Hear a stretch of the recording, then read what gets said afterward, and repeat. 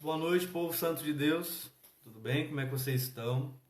Vamos dar início, então, a mais um encontro em que nós vamos falar de teologia, dando continuidade, então, à escatologia. Então, na última aula, nós vimos sobre o inferno, como que funciona toda essa dinâmica, e mais do que o que é, nós tratamos sobre o sentido, né? Porque aqui nós não falamos sobre o que é a coisa em si, mas na verdade nós buscamos o sentido da coisa, como se dá isso na nossa alma. Boa noite, Claudinei, tudo bem, meu caro? Andréa, seja bem-vinda. O povo tá chegando aí. Como é que vocês estão?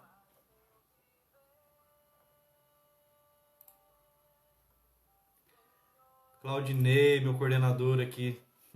Oi, Ana Maria, seja bem-vinda, você também. Vamos esperar o povo entrar aí um pouquinho pra gente começar, né? Claudinha! Boa noite, Claudinha. Tudo certo, minha amiga? Regiane. Bom, pessoal, vamos dar início então. Vamos fazer uma oração pra gente iniciar o nosso encontro de hoje. Em nome do Pai, do Filho e do Espírito Santo. Amém. Vinde, Espírito Santo, enchei os corações dos vossos fiéis e acendei neles o fogo do vosso amor. Enviai o vosso Espírito e tudo será criado e renovareis a face da terra. Oremos.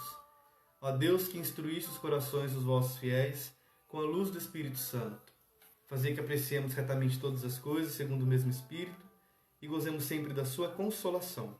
Por Cristo Senhor nosso. Amém. Em nome do Pai, do Filho e do Espírito Santo. Amém. Wagner, boa noite. Boa noite, Wellington. Deixa eu ver aí quem mais entrou. É o povo que já estava conversando comigo, né? Bom, gente, então, como nós estávamos falando no nosso último encontro, nós vimos a questão dos destinos. E aí nós percebemos que existem apenas dois destinos. Ou o céu ou o inferno. Não existe outra possibilidade. Aí nós nos perguntamos, mas Diego, o que é então o purgatório? O purgatório não está ali no meio? Não, o purgatório não está no meio. O purgatório ele não é um espaço intermediário entre o céu e entre o inferno. O purgatório, na verdade, ele está dentro daquilo que é a salvação. Porque a única porta de saída do purgatório é o céu, é a bem-aventurança. Então nós temos dois destinos, o inferno e o céu. O purgatório, como nós vamos ver, é um estado de purificação da alma. E nós vamos entender o porquê. Mas antes, eu vou responder a pergunta que o Valdecir deixou aí na nossa última live. O Valdecir, ele é catequista aqui em Aparecida, e ele fez a seguinte pergunta. Diego, quem se suicida vai para o inferno? Então, é uma questão muito complexa, bem complexa. Pelo seguinte, antes, acreditava-se que sim. Tanto que as pessoas que se suicidavam, né, atentavam contra a própria vida, tiravam a própria vida, não eram nem enterradas nos cemitérios cristãos. Não podia. Então tinha-se aquela mentalidade de que realmente a pessoa que se suicidava era condenada ao inferno. Só que a igreja, ela não afirma quem está no inferno. Ela diz quem já está na glória, né, os bem-aventurados. Por isso que nós temos os santos. E aí ela crê e professa isso. Mas quem está no inferno, a igreja não fala, não diz. A igreja não afirma nem que Judas Iscariotes, que foi quem traiu Jesus e depois se enforcou, está no inferno. A igreja não fala isso. Se algum dia vocês escutarem isso da boca de algum pregador, de algum professor de teologia, está equivocado. Né? A igreja ela não afirma isso daí. E assim como ela não afirma se Hitler está no inferno, né, se Stalin está no inferno, ou qualquer outro aí que a gente possa imaginar. Ela não fala isso. Ela não ousa, não se dá o direito de falar isso daí. Porque é algo muito complexo essa realidade do dano eterno. O que a igreja fala com relação ao suicídio, nesse caso específico da pergunta do Valdecir, é exatamente que é um atentado contra a vida. Só que a igreja, ela deixa também a ciência fazer o trabalho dela. E hoje sabe-se por meio da psicologia que o suicídio não é algo tão simples de ser entendido. É um atentado grave contra a vida? Sim, é um atentado grave contra a vida. Mas ela não afirma e não diz que a pessoa que se suicidou está no inferno ou não está no inferno. Ela diz que é um atentado grave. Mas, Diego, como? Como a gente pode entender isso então? Porque tudo depende, nessa questão, do que levou ao suicídio. Qual foi a condição psicológica, mental, que a pessoa estava naquele momento. E nós sabemos bem que para uma pessoa em sã consciência viver, ela não vai atentar contra a própria vida. Mas se ela não está em pleno uso da razão, em sã consciência, um estado emocional tranquilo, ela pode vir a fazer isso daí. O Catecismo da Igreja Católica, ele vem nos ensinar algumas coisas. Veja, o parágrafo 2280 diz assim: cada um é responsável por sua vida diante de Deus, que lhe a deu e que dela é sempre o único soberano Senhor.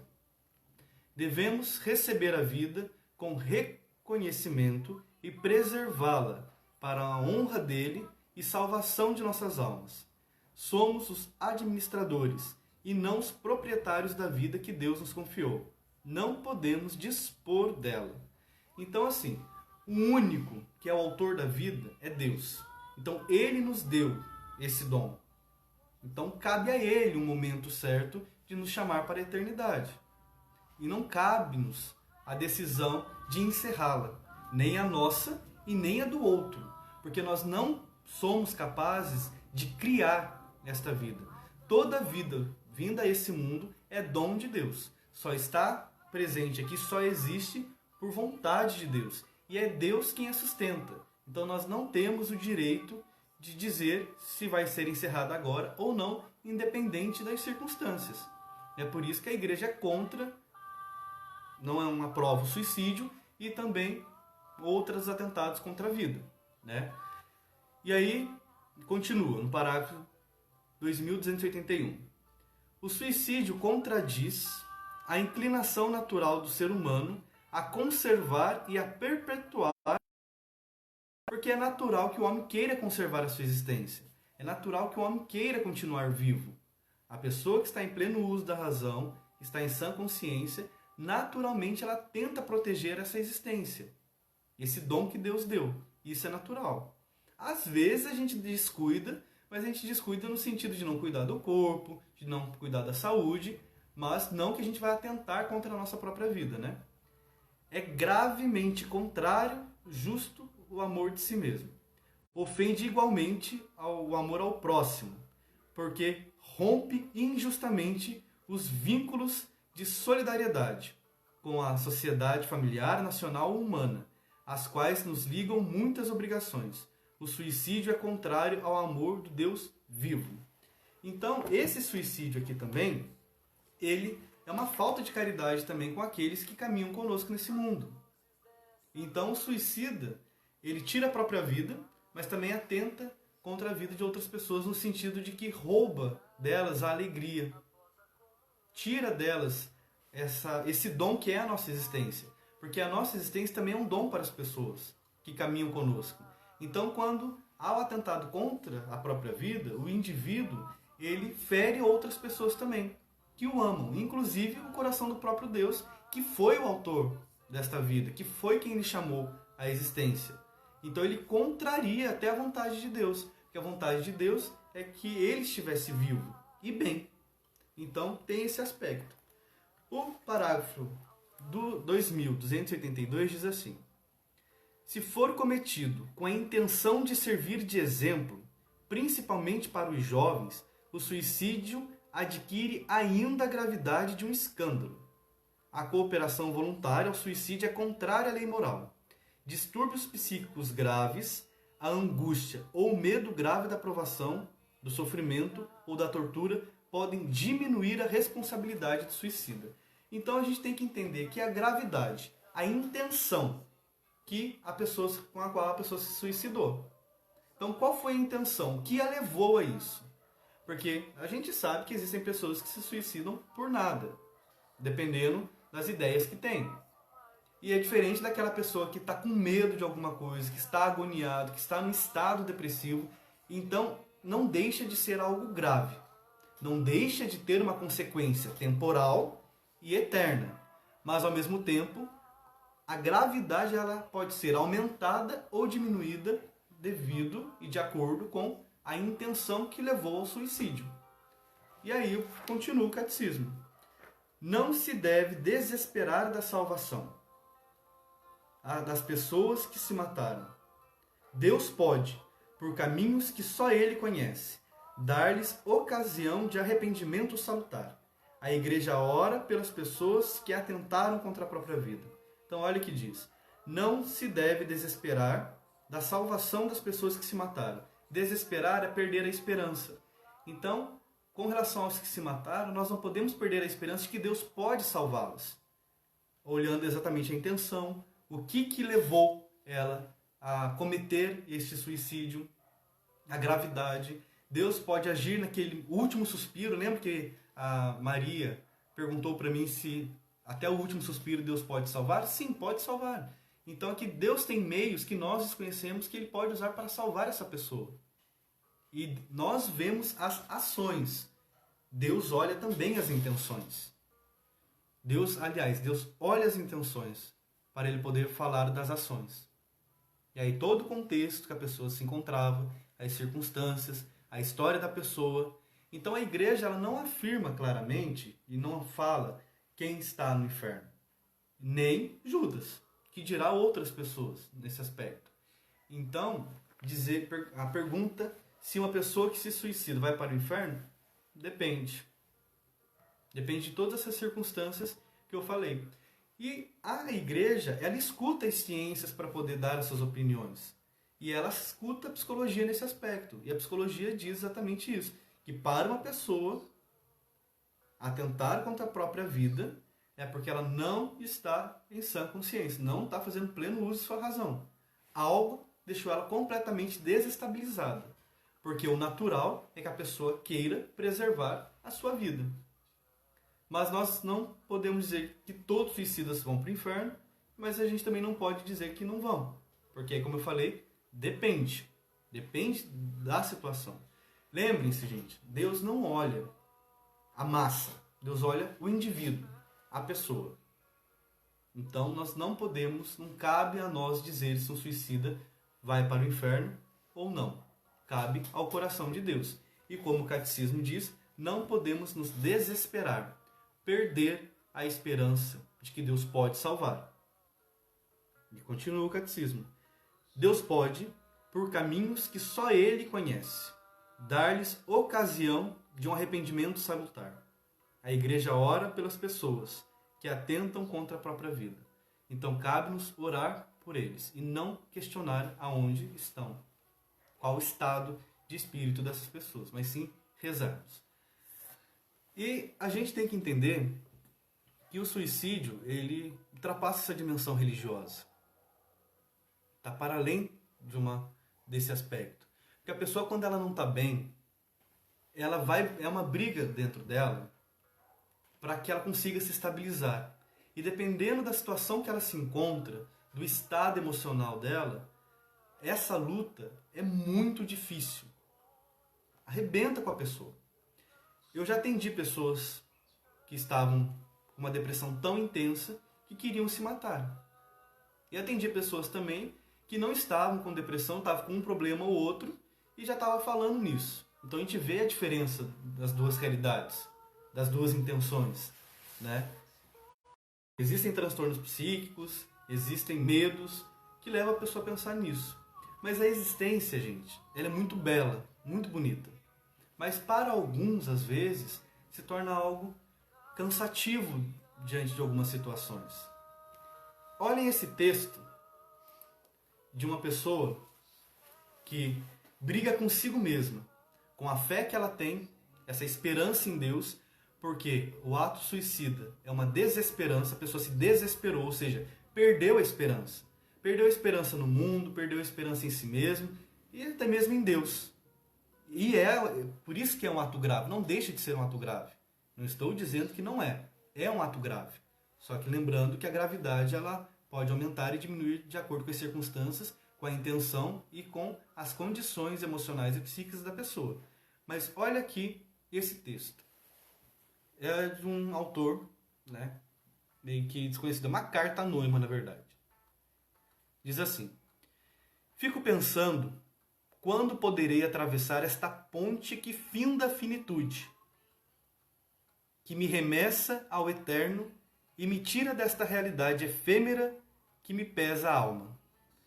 Olha o que a pessoa diz.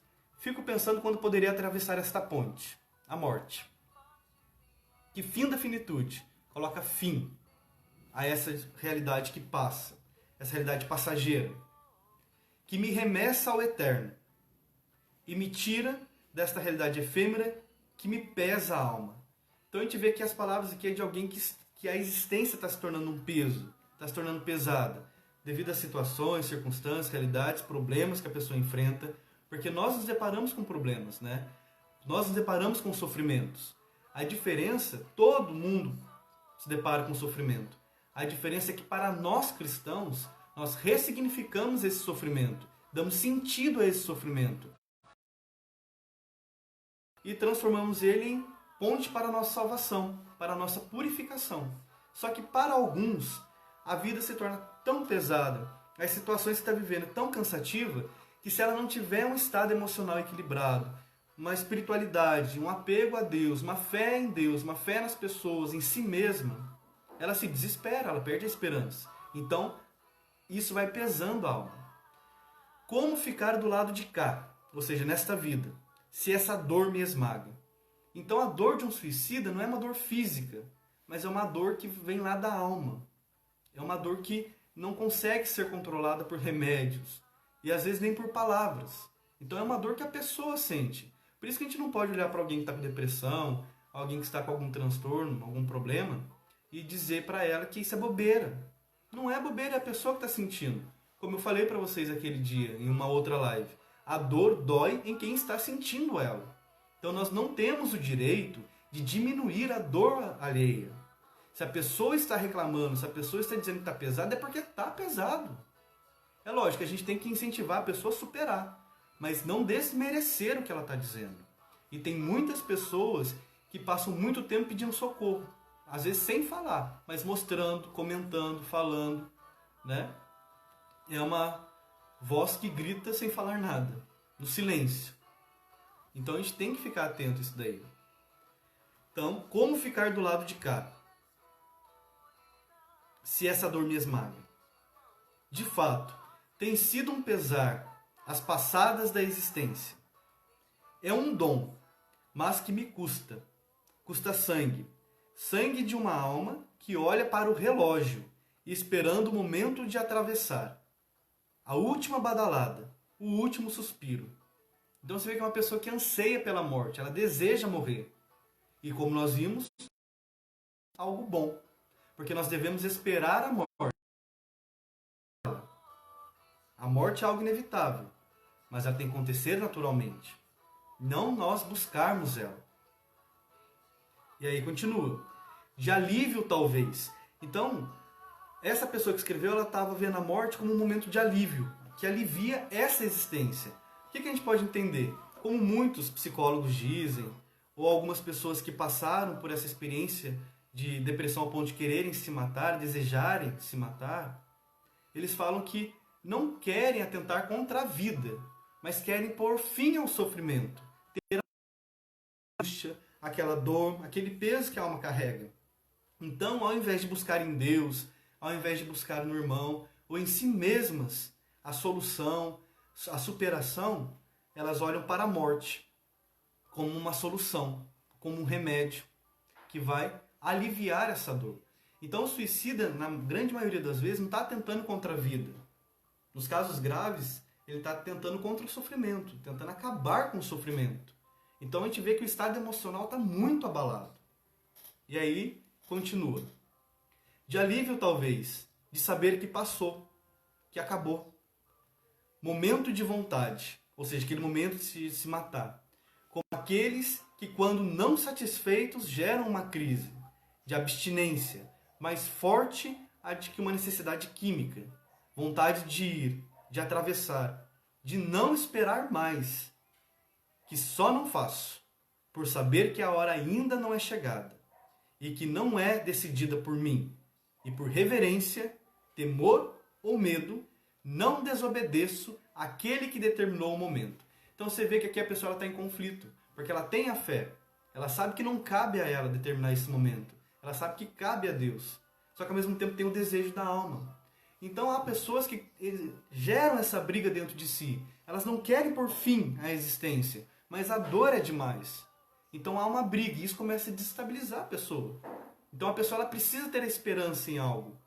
E se não for em Deus, outras pessoas devem ser esse apego, esse suporte. E às vezes, gente, tem pessoas do nosso lado que sofrem tanto e nós não temos a capacidade de olhar para a pessoa e estender a mão, de fazer alguma coisa, de pelo menos ouvir a pessoa. A gente fala tanto no amor a Deus, mas a gente esquece que esse amor a Deus passa também pelo irmão.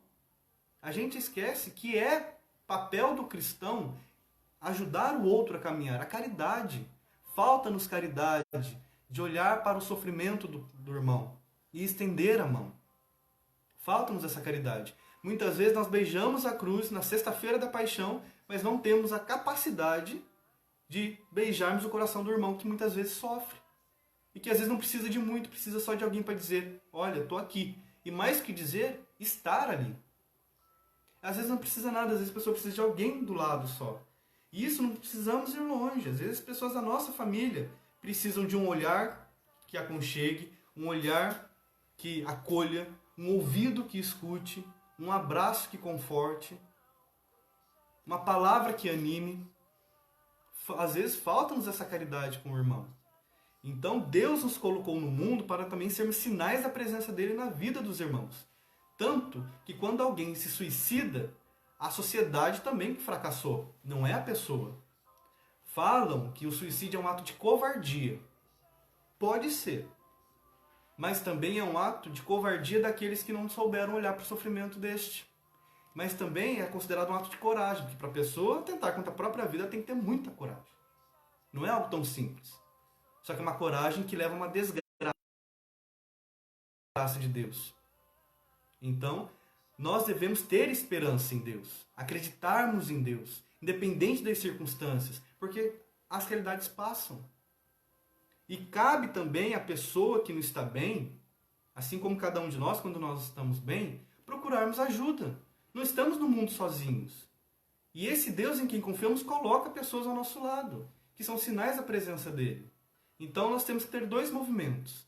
Sermos esses sinais na vida dos irmãos, é ajudar, para que a existência não se torne um peso, e às vezes nós tornamos a existência do irmão um peso, temos que tomar cuidado com isso. Não temos, gente, o direito de fazer com que as passadas dos nossos irmãos nesta vida se tornem mais pesadas do que já são. Não temos esse direito. As pessoas sofrem, as pessoas têm as suas histórias, e muitas vezes não são fáceis. Às vezes a gente olha uma pessoa rancorosa, uma pessoa triste, a gente acha que ela é chata, amarga, mas por que ela é assim? Por que ela está assim? Por que será que aquela pessoa não está num bom dia? O que tem acontecido com ela?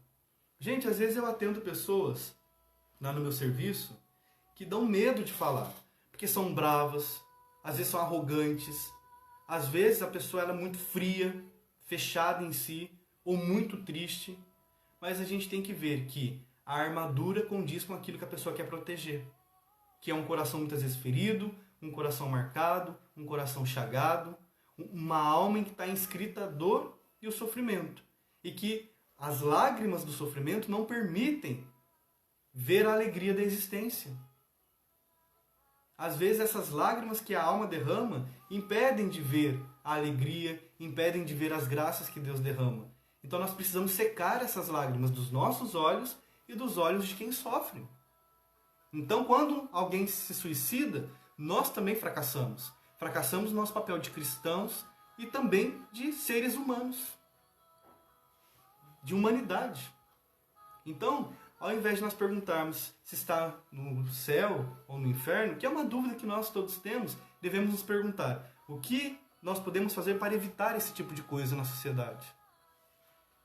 E se eu estou fazendo o meu papel, se eu estou ajudando o outro a caminhar, ou se eu estou fazendo com que esse caminhar se torne um peso. Então, se eu não posso ajudar, pelo menos não vou atrapalhar.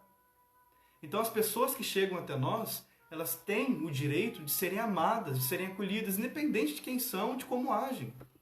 Porque as ações não são gratuitas, meus irmãos. Não são gratuitas. Toda ação tem uma raiz, tem um porquê. E eu sempre digo, quanto mais forte a armadura, mais frágil é quem a usa. E olhemos então, vamos ter um olhar sensível às necessidades dos nossos irmãos. E aí continua. Aqui ele fala que expressa uma fé, né? Só não faço por saber que a hora ainda não é chegada e que não é decidida por mim. E por reverência, temor ou medo, aqui ele não consegue definir, talvez os três, não desobedeço àquele que determinou o momento. Entretanto, que desejo avassalador esse que carrego, o de findar os momentos, o de findar os tormentos trazidos por fantasmas que ainda vivem e me assombram sem dó nem piedade, roubando de mim o prazer do estar, ou seja, aqui nesse mundo, e infundindo o desejo do além, ou seja, de ir embora daqui. Muitos dizem, ignore, mas exorcizá-los não é uma opção para mim. Então, às vezes a gente fala para a pessoa, deixa de bobeira, larga disso, é uma bobeira. Para a pessoa não é. Então é uma pessoa que precisa ser cuidada, acolhida. E a pessoa ela precisa se cuidar também, buscar ajuda. E se policiar a cada instante. Certamente me esperariam do outro lado, juntamente com tormentos piores. Ou seja, a morte, ela coloca fim a essa realidade, mas nos lança na eternidade. E na eternidade nós vamos com tudo aquilo que somos, com a nossa consciência. E aqui ele se questiona, será que isso depois não vai me atormentar na eternidade? Quem garante que isso vai acabar? Então você vê que aqui tem uma briga, né? Se tais tormentos não existissem no eterno, atravessar já seria passado. Ou seja, ele não tem certeza se ele pode se deparar com tormentos maiores, piores ou os mesmos na eternidade. Então, se ele tiver certeza que não estariam ali, ele teria atravessado. Aí ele encerra, mas quem garante? Ou seja, aqui está uma briga interna. A fé, mas também o peso, mas também o desejo de que as coisas mudem. Só que as coisas têm que mudar aqui. A morte nunca foi a melhor opção para os sofrimentos, para a dor. E quem garante o que acontecerá conosco depois? Então, meus irmãos, quando nós não estamos bem, nós temos que aprender a pedir ajuda. Se Deus quisesse que nós ficássemos sozinhos nesse mundo, Ele teria nos criado sozinhos. Mas não, Ele nos colocou aqui. A igreja dele é uma comunidade. Então vivemos em comunidade. Estamos nessa jornada e não estamos sozinhos. Então, se não estamos bem, devemos procurar quem pode nos ajudar. Conversar, falar, buscar superar. E essa esperança tem que ser colocada em Deus e não se tornar uma desesperança. E aí fica também, devemos olhar com carinho e atenção para os irmãos. Cuidar-nos uns dos outros. Não é, acho que foi Dom Bosco que disse assim, Deus nos colocou no mundo uns para os outros. Ou Deus nos colocou no mundo para os outros. Não sei. E de fato, né? Eu estou aqui pelo outro. E o outro também está aqui por mim. Então devemos aliviar as passadas dos irmãos sempre que pudermos. E se está em sofrimento, aliviar esse sofrimento, ajudar a caminhar. E saber, a morte nunca será a melhor opção para pôr fim ao sofrimento. Mas a graça de Deus é. E Deus ele olha com carinho e misericórdia para cada um de nós. Confiemos e busquemos esse Deus que cuida de nós. Porque o suicida ele se desesperou. Ele perdeu a esperança. E perder a esperança em Deus é o maior dos tormentos já aqui, nesta realidade. Então eu espero que tenha respondido a pergunta aí do Valdecir, né? Só que eu não podia deixar de falar também sobre o assunto, porque é um assunto que, assim, toca na nossa realidade. As pessoas, elas vivenciam isso. As pessoas, às vezes, ficam sabendo disso daí. Só que as pessoas ficam sabendo por curiosidade, né? As pessoas simplesmente querem saber o porquê. querem saber disso, daquilo. Gente, depois que uma pessoa se mata, não é... Para que saber o porquê? Deveríamos ter a curiosidade, boa curiosidade, não de ficar fuxicando a vida do irmão, não. Mas deveríamos nos preocupar em saber o que estava acontecendo, o que está acontecendo com a pessoa enquanto ela está ali, para ajudá-la a superar. Depois que ela vai, o que nós vamos fazer? O máximo que podemos fazer é rezar pela pessoa. E buscar, pensar, por que não foi diferente? O que faltou?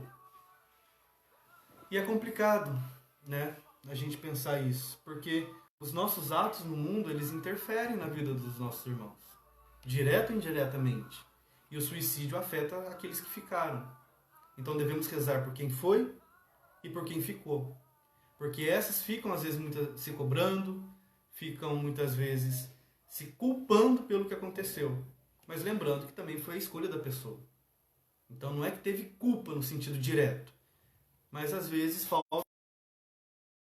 Então a gente tem que ficar atento. Tá bom? Então, com relação à questão que o Valdecir colocou para nós, é isso. A igreja não diz quem está no inferno, quem vai para o inferno. Mas a igreja diz que é uma... E o grau dessa gravidade vai de acordo com a intenção, o que levou. Né? E aí vai sendo aumentado ou diminuído, de acordo também com a capacidade psíquica da pessoa e emocional. Tá bem? Então bora lá para o tema de hoje, porque já são 9h05, né? Hoje nós vamos falar de purgatório. Gente, o tema do purgatório é um tema, assim, que diz respeito à nossa fé católica. Por quê? Os protestantes não creem no purgatório, por conta de Lutero. E tem N justificativas, que eu não vou entrar aqui. Mas o purgatório ele é um dogma da Igreja Católica.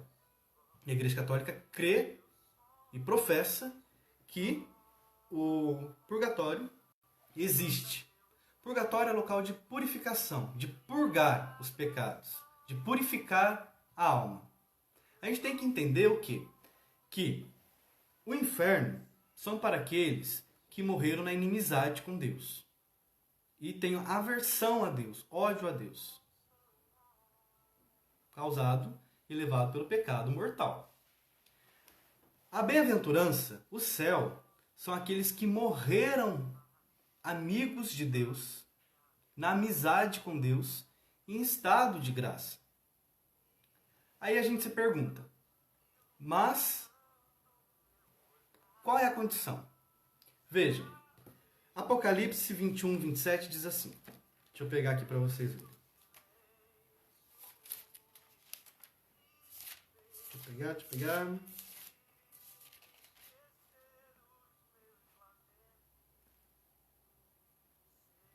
Eu marquei certo, né? Aqui, ó. As nações caminharão, a partir do versículo 24. As nações caminharão sob a luz dela, e os reis da terra trarão a sua própria glória para ela. Suas portas nunca se fecharão de dia, pois aí jamais haverá noite, e a glória e o tesouro das nações serão trazidos para ela.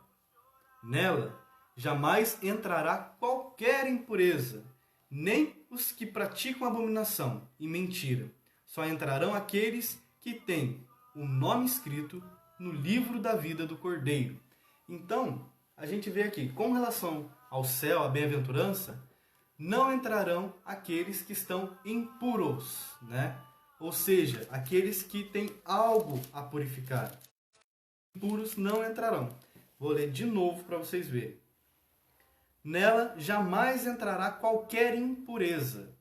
Então, gente, o que acontece? O que acontece?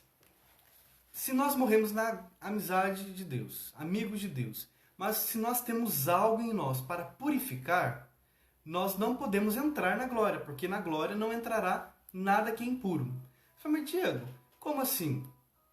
Se eu me confessar, será que já não estou purificado? Veja, a confissão, o sacramento da reconciliação, restabelece a nossa comunhão com Deus, purifica, limpa a nossa alma do pecado.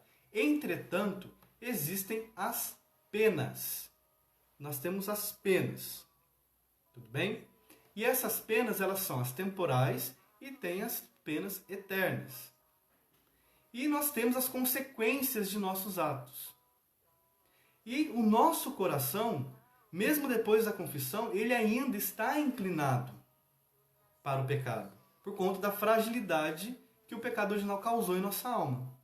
Então, nós temos que entender que ainda existem situações dentro do nosso coração que precisam ser ordenadas.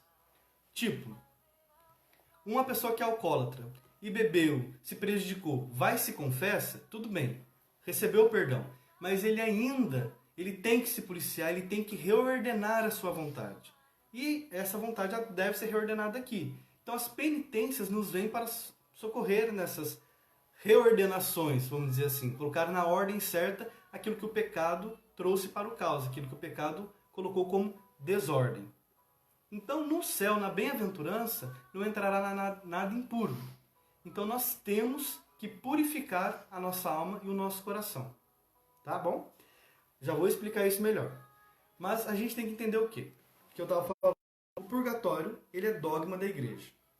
Foi definido a partir do Concílio de Florença e firmado no Concílio de Trento.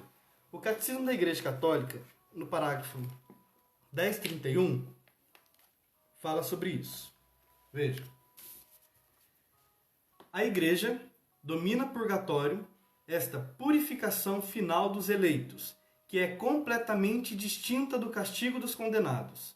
A igreja formulou a doutrina da fé relativa, sobretudo no Concílio de Florença e de Trento, fazendo referência a certos textos da Escritura. A tradição da igreja fala de um fogo purificador. Então, o purgatório é esse fogo purificador. Fogo porque consome.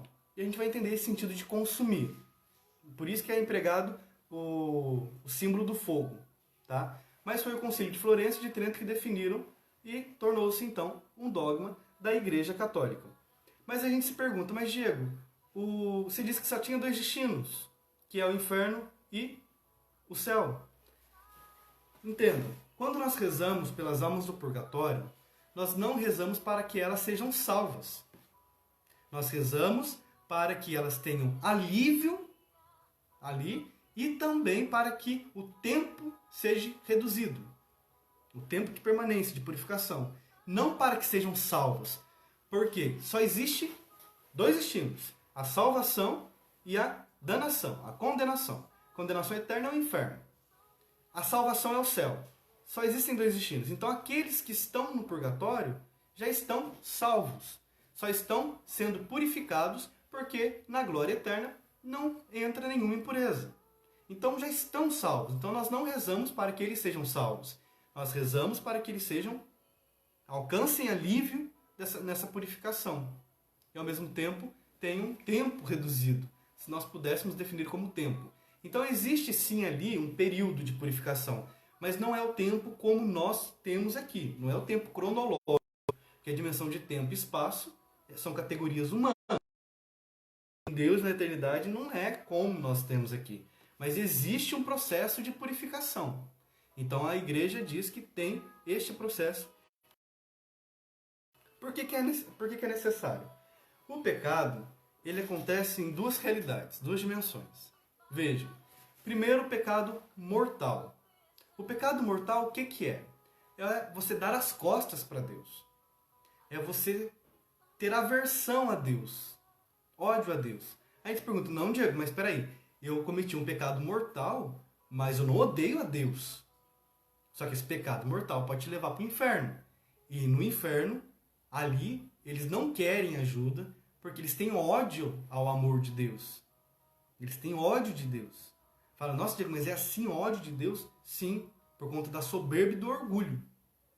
Aqui, quando nós cometemos o pecado mortal, é de certa forma dar essas costas para o amor de Deus, que torna-se então um amor traído, um amor rejeitado. Então é um pecado mortal, mortal porque mata-nos, mata a gente, pode matar o corpo e matar a alma. E Jesus ainda falou, temei mais aqueles que podem matar a alma. Né? Então, esse pecado mortal é a aversão. E nós podemos até não humanamente essa aversão a Deus, esse ódio a Deus. Mas nós expressamos ele nas nossas ações quando nós damos as costas ao projeto de Deus. e traímos o amor de Deus. Humanamente falando, aqui nessa realidade nós não vemos, mas a nossa alma na eternidade enxergará. Porque na eternidade, no juízo particular, a alma olhará para si mesma e perceberá toda a verdade. A consciência vem de uma forma clara, brilhará intensamente.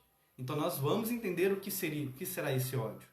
E o catecismo, quando fala da questão do inferno, ele se refere a isso. Olha, Deus não predestina ninguém para o inferno. O parágrafo 1037. Para isso é preciso uma aversão voluntária a Deus, um pecado mortal, e persistir nela até o fim. Então, é essa aversão que nos condena ao inferno. E aí existe, então, esse pecado mortal, essa gravidade desse pecado que nos lança no inferno, e tem os outros pecados, que é o quê? Que é colocarmos criaturas, ou seja, coisas criadas no lugar de Deus. E aí são aqueles pecados veniais, aqueles pecados, né, que nós temos cotidianamente, que às vezes se tornam pecados de estimação, que não são os pecados mortais, mas que são pecados, que nos afastam, vão nos afastando do amor de Deus. Nós não damos as costas de vez, e de uma vez, assim, imediatamente para Deus, mas aos pouquinhos, esses pecados, que a gente diz pecados leves, mas pecado é pecado, eles vão se tornando e pesando na alma. E podem nos levar também à perdição eterna. Porque eles vão causando uma desordem. O pecado, na verdade, é fruto do fracasso da liberdade humana. E aí o que acontece? O homem escolheu errado. Então, ao invés de escolher Deus, ele coloca outras coisas no lugar de Deus. E vai criando, então, essa desordem. Essa desordem, ela precisa ser ordenada, precisa ser organizada.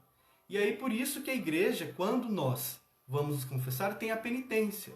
As penitências que nós fazemos na Quaresma, né, na Semana Santa, ou a nossa vida de cristãos aqui nesse mundo, são exatamente para disciplinar o nosso corpo e ordenar as nossas vontades, reordenar as nossas vontades, colocando cada coisa na ordem certa e colocando Deus no seu devido lugar na nossa história.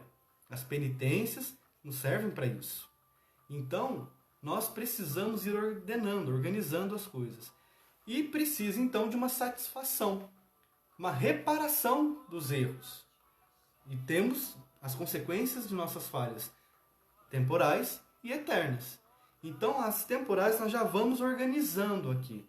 Nós já vamos satisfazendo as necessidades que foram levantadas e causadas pelos nossos erros. Por isso que é necessária a satisfação. Corrigir o erro. Não adianta só a gente confessar. O erro deve ser corrigido. Aqui e também na eternidade. Então existe algo no nosso coração sempre que vai precisar ser reordenado. Colocado na ordem certa. Ou seja, colocar Deus no lugar que cabe a Ele. E dar fim a essa desordem. A essa falta de ordem que o pecado provoca na nossa existência.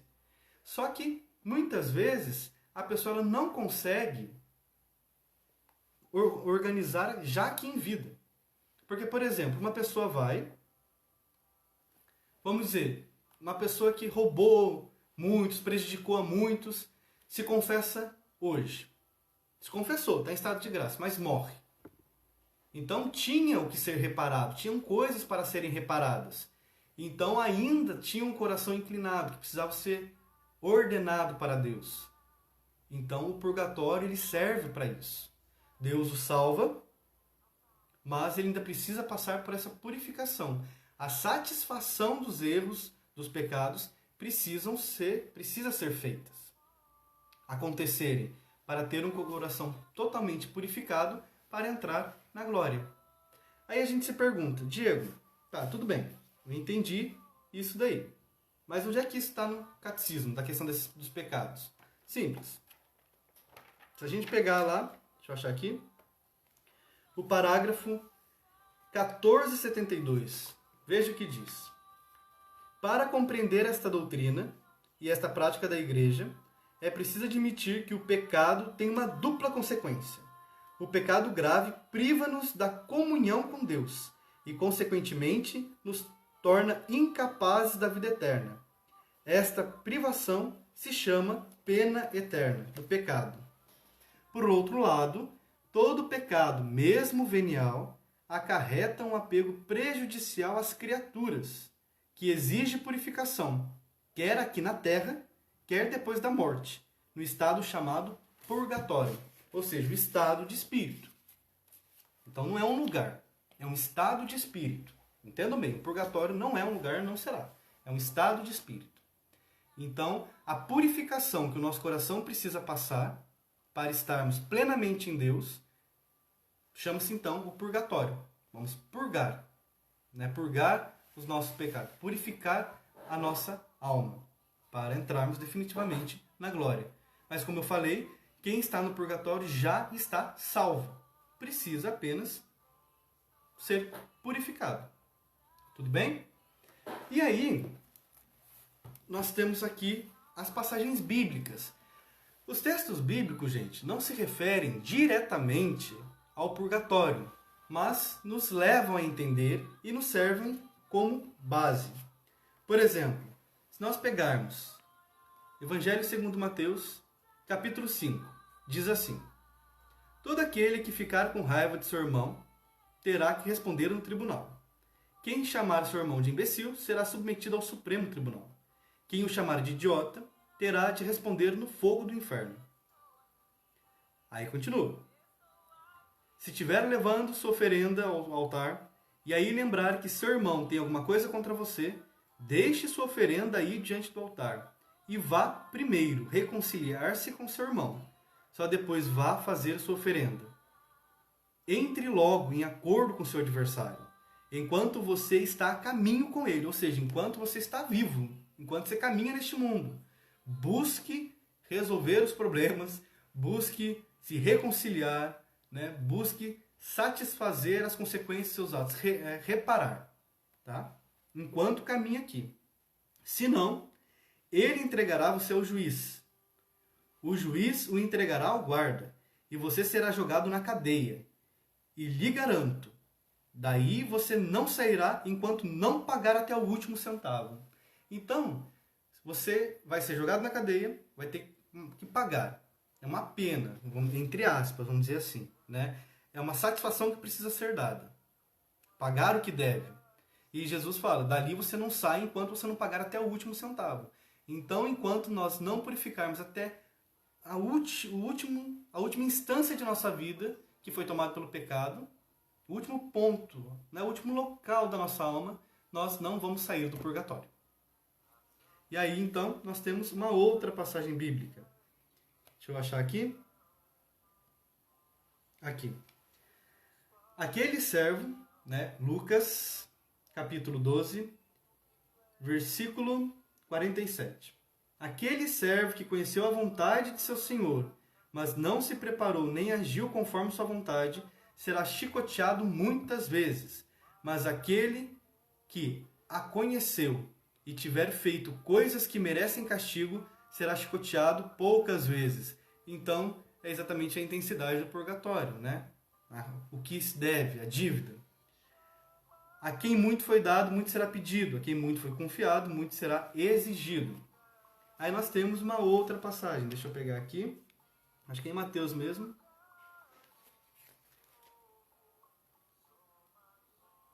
Você já li.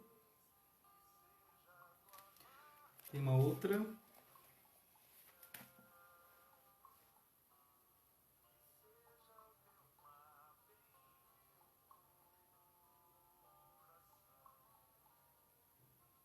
Aqui, ó. Porque ninguém, né, 1 Coríntios, capítulo 3, versículo 11. Porque ninguém pode pôr outro fundamento do que já foi posto, Jesus Cristo. Sobre esse fundamento, alguém pode construir com ouro, prata, pedras preciosas, madeira, feno ou palha. A obra de cada um ficará visível, ou seja, o que nós fizemos nesse mundo. De fato, o dia a tornará conhecida, pois ela será revelada pelo fogo. E o fogo vai pôr à prova a qualidade da obra de cada um. E essa obra será purificada. Então, o fogo da purificação. Como a gente pode entender essa purificação, gente? Assim, uma comparação muito chula, vamos dizer assim, muito superficial, assim como eu fiz do inferno. Pensem naquela comparação que eu fiz do inferno. Você sabe que a pessoa te ama, sabe que a pessoa pensa em você, mas por culpa sua você não está com ela e nunca mais poderá estar. Imagina aquela agonia, aquela angústia, depois você descobrir que realmente você é amado pela pessoa.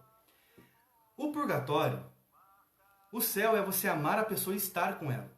O purgatório é quando você ofende a pessoa, briga com a pessoa, mas essa pessoa se reconcilia com você e marca um encontro. E você sabe que vocês vão voltar, vão ficar bem, vão ver o resto da vida felizes, no amor. Então, esse tempo de espera que você vai ver a pessoa é a que purga, é o que vai purificando. Né? Que você se arrepende, nossa, eu poderia já estar lá, eu já poderia estar com ela, a gente já poderia estar junto, vivendo esse amor, sendo felizes. Então você vai sentindo no teu coração aquele desejo, aquele ardor. É igual quando você vai ver a pessoa que você ama. Você começa a se preparar, você toma banho, você se arruma, você fica naquela ansiedade, naquela agonia de querer ver a pessoa logo, e aquilo ali vai te consumindo por dentro. Aquele amor que você sente pela pessoa, que você sabe que a pessoa sente por você, você sabe que vocês dois vão estar juntos e você não vê a hora, vai ardendo dentro de você. Essa espera que purga. Então, o purgatório é você saber que Deus existe de fato, que Ele te ama, que Ele te sustenta, que você vai poder vê-lo face a face e você não espera a hora de sentir todo o amor dele, de vê-lo face a face. Então essa vai ardendo dentro de você, vai queimando. E esse queimar é o purificar. É o tempo que você tem que esperar para estar em Deus. Então essa espera, se pudéssemos comparar humanamente falando, esse sentimento seria o fogo que purga, que purifica, que faz você se arrepender de todos os seus erros, de todos os seus pecados. Assim como você se arrepende de você não poder estar com uma pessoa naquele momento, porque você errou, mas você sabe que vai estar. Né? Então, é essa comparação muito superficial. Nós não temos como dizer o que é, como eu falei, mas só o sentido. Mas o purgatório entra nesse aspecto. Né? Tem uma outra passagem também, que eu vou procurar aqui, eu trago para vocês na próxima live, em que Jesus fala assim: o pecado contra o Espírito não poderá ser perdoado nem neste tempo e nem no próximo. Este próximo tempo é a eternidade. Então, se ele diz que este pecado não poderá ser perdoado aqui nem lá, significa que existem alguns que no próximo tempo poderão ser perdoados. E esse perdoar é exatamente essa purificação. Então, essa purificação é o purgatório. Né? Aí você fala, Diego, não existe tempo ali. Como que é esse tempo? Como eu expliquei, não temos como saber como que é esse tempo. Porque foge às categorias humanas. Como se dá, nós não podemos dizer. Como eu falei, céu, inferno, purgatório, nós não podemos dizer como é, mas o sentido do que é. Tá bem? Então, o purgatório é um dogma da igreja. Um dogma de fé. E devemos crer, acreditar. Tudo bem, meus caros? Então, fica aqui hoje esse nosso conteúdo. Falando sobre o suicídio e falando sobre o purgatório. E aí na próxima live eu vou começar explicando sobre indulgências, e aí a gente vai entender o porquê que nós rezamos pelas almas do purgatório. Por que a igreja reza então? Se uma vez que estão salvas, para que rezar por elas? Né? Aí a gente vai entender.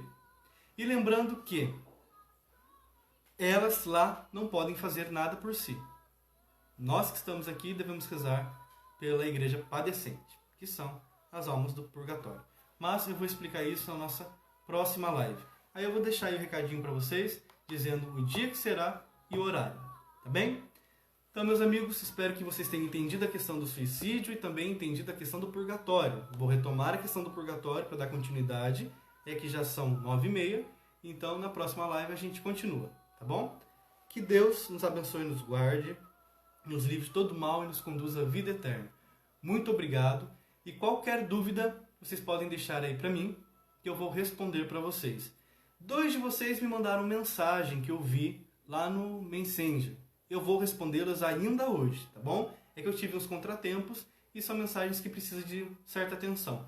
Então, eu vou explicar hoje para vocês ainda, dar a resposta, o retorno das perguntas que vocês me fizeram. Que Deus abençoe e que Nossa Senhora interceda por cada um de nós. Fiquem com Deus.